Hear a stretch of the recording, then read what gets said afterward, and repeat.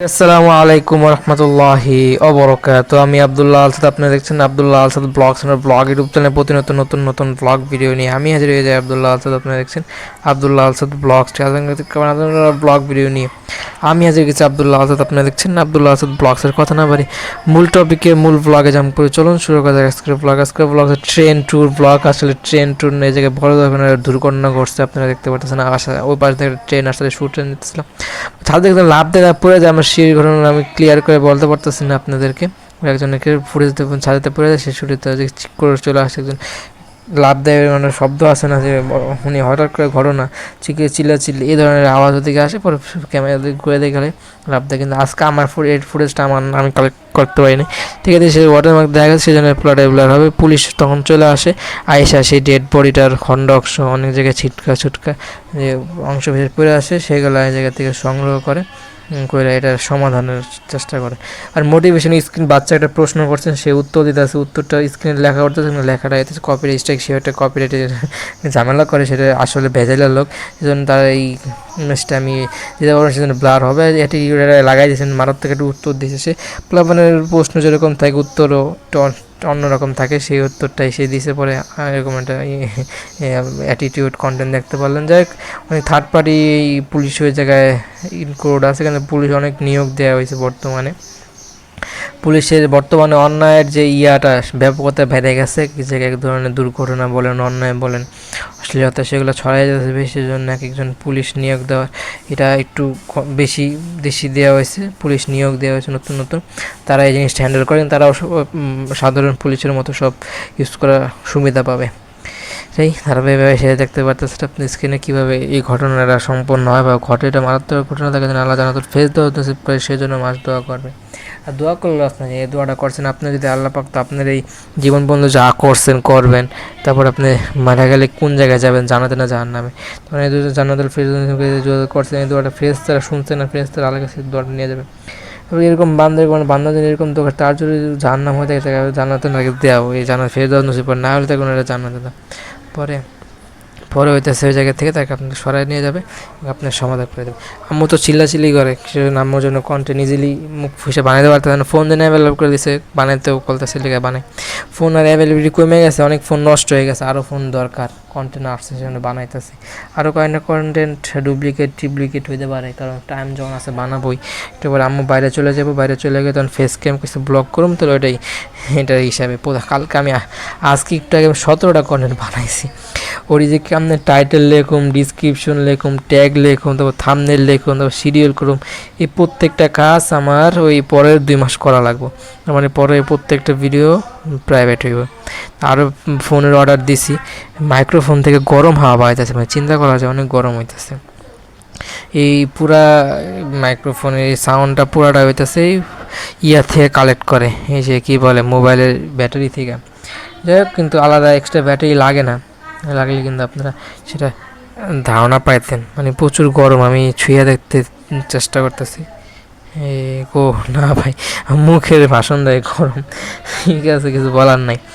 যাই হোক, ফোনের অ্যাভেলেবিলিটি বাড়তে পারে কিছুদিনের মধ্যে, আর অনেক কাজ বাজ নিয়ে আসার সৌভাগ্য আছে। দারোয়ানের চাকরি আমি শুনছি, খবর পাইছি, সে জায়গায় যোগদান হয়ে করতে পারে।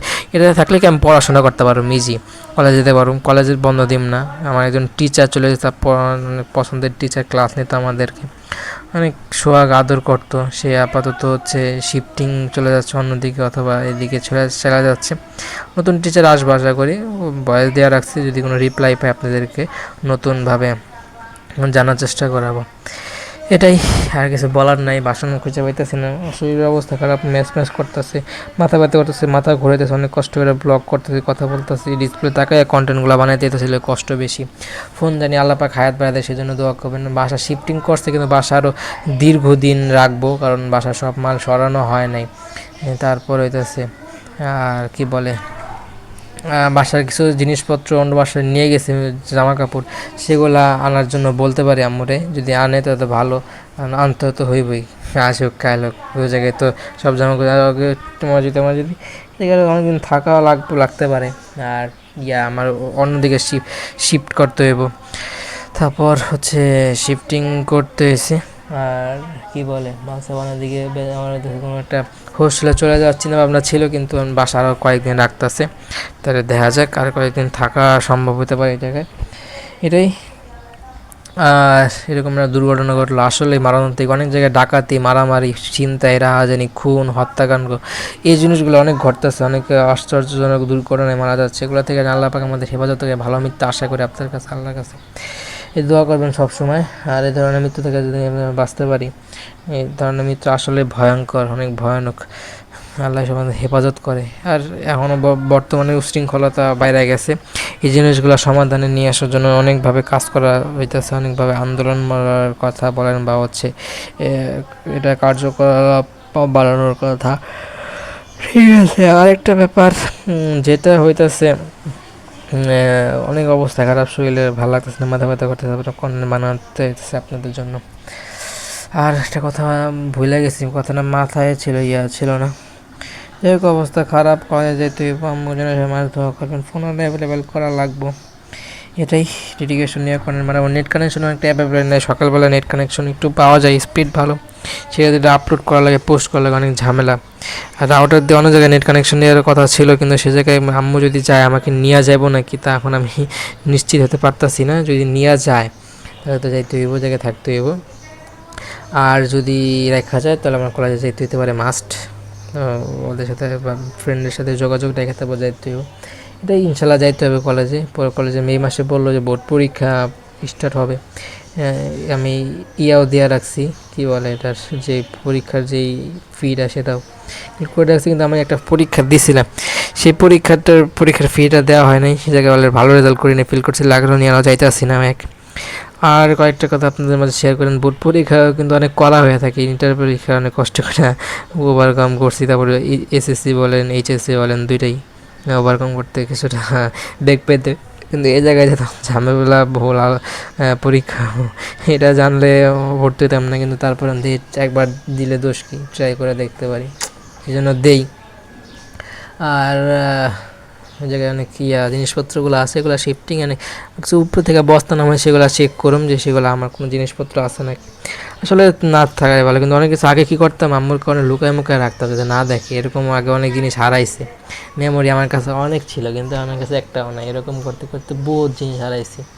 বস্তার মধ্যে চেক করে দেখুন যে আমার কোনো জিনিস রয়ে গেছে নাকি। আমার আগে একটা শিশু একাডেমিতে ইংলিশ একটা কোর্সে ভর্তি হয়েছিলাম,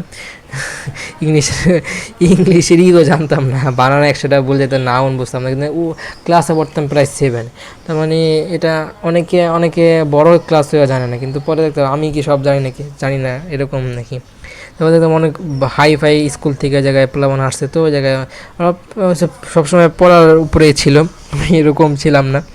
ঠিক আছে, মোটামুটি টিটিভি করে আগায় এসেছি। পরে দেখতাম নিচে অনেক মনে হতো, কিছুদিন গেছিও, আম্মু কিছু ফিস দিয়ে আসছিলো, ফিস। তারপর অনেক যাইতে অনেক প্যারা নিতে হইতো, কারণ ওই যাতায়াত ব্যবস্থা যেটা ব্যয়বহুল ছিল এবং অনেক দূরে সময় চলে যেত, এভরিথিং মিলে একটু কষ্ট সাথে। কিন্তু এমনি ওয়েদার বলেন, পরিবেশ বলেন, বেস্ট ছিল। পরে আমরা যেটা যাইতাম, পরে উপর থেকে আমরা একটা 7তলা একটা কিনারে ক্লাস হইতো, ঠিক আছে, ওই জায়গা থেকে স্টুডেন্টরা রাস্তার দিকে তাকালে দেখতে পারতো। পরে আমি যেই স্কুলে ওই দিনকে যাইতাম না, দিনকে বন্ধ দিতাম, গ্যাপ দিতাম, ওই টাইমটাতে স্কুল বন্ধ দিয়ে পরবর্তী স্কুলে শুরু হয়ে যেত, কিন্তু আমি পরে সেখানে যাইতাম ক্লাসটা একটু দেরি করে। আর বাসে যাতে জ্যামজট না পড়ে, তাড়াতাড়ি যাওয়া যায়, এই জন্য আগে বাইরে যেতাম। উপরে সে দেখে আমার পোলাপান চিল্লাইতে, স্যারে বলতে, স্যারও কিন্তু ক্লাসে না যায়, খোঁজে নিয়ে যায়। স্যার না যেটা আমি এটা কন্টিনিউ করছি, বেশি দিন করতে পারিনি, পরে ছেড়ে আসা লাগছে। যাই হোক, পরে জিনিসটা আমার অনেক জায়গায় অনেক কিছু মাইট দিয়ে আসা লাগছে। যাই হোক, এগুলো পরবর্তীতে ওভারকাম করতে পারি। এটাই, ওগুলো খুঁজে দেখবো যে আমি গুরুত্বপূর্ণ কিছু আছে নাকি, খুঁজে যদি দেখি, যদি থাকে ওগুলা রাখতে হবে। তারপর হচ্ছে পরবর্তীতে ওগুলা নিজের সংগ্রহে রাখবো, নাহলে নিচে দিয়ে আসতে সেগুলো বিক্রি করার জন্য ভাঙ্গারের দোকানে সেটা দিয়ে আসবো আম্মু যায়। ব্লগে আপনি শেষ পর্যন্ত ব্লগটা ভালো লাগে লাইক কমেন্ট করে আপনার মন মতামত দিয়ে দেবেন, শেয়ার করে আপনাদের বন্ধুদের মধ্যে মতামত সাপোর্ট করবেন। দোয়া করেন ভুলে থেকে সময় সুন্দর ফোনে যে আল্লাহ পাক হায়াত বেড়া যায়, সেজন্য দোয়া করবেন। ভয়ে এমটা দীর্ঘদিন ইউজ করতেছিলেন, দীর্ঘদিন হায়াত পায়, সেই জন্য মাস দোয়া করবেন। আম্মুর জন্য মাসলি দোয়া করবেন। আর এটাই আমার জন্য দোয়া করবেন। অনেক ক্লান্ত শরীর, অনেক অবস্থা খারাপ, তারপর আপনার জন্য কন্টিনিউ ব্লগ বানাইতেছি, প্রতিনিয়ত অনেকগুলো টপিক নিয়ে আলোচনা করতেছি, এই জন্য আরও বেশি বেশি করা যায়। অনেক চ্যানেল আমরা পড়ে রয়েছে, আশা করি এনে দেন 300 ব্লগ, এই 5 মাস হয়ে গেছে, আর 5 মাসে যদি 300 ব্লগ করি, তো এখানে 300, এখানে 300, 600 অলরেডি কন্টেন্ট আমার 600-এর বেশি আছে মনে করেন। আর 5 মাসে মনে করেন যদি আমি 300 বানাইতে পারি, তাহলে কত হলো? 600, 700, 800, 900। তারপরে ইজিলি আর এই 5 মাসে আমি ইজিলি 1000 কন্টেন্ট এই চ্যানেলে হয়ে যাব। তো পরবর্তীতে আসসালামু আলাইকুম ওয়া রাহমাতুল্লাহি ওয়া বারাকাতুহু। আমার জন্য দোয়া করবেন, ব্যথা করতে